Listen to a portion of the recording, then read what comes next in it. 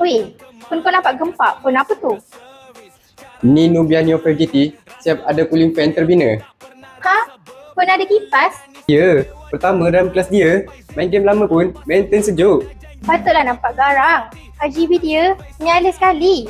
Bukan setakat lawa, dia siap ada 550Hz, Neo Triggers 5.0, main game pun memang rasa macam pro player. Kalau main PUBG, mesti jadi Terminator ni. Jom aku terangkan spek. Nubia Neo 5 GT 5G. Screen size 6.8 inch, AMOLED, 144Hz refresh rate.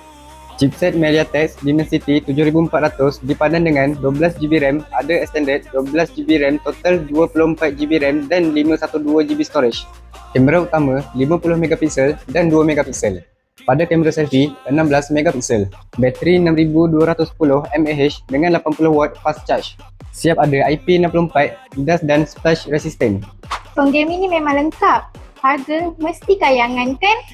Nubia Neo 5 GT ada dua pilihan, iaitu 12GB RAM dan 256GB storage RM1799 dan lagi satu 12GB RAM 512GB storage RM1999.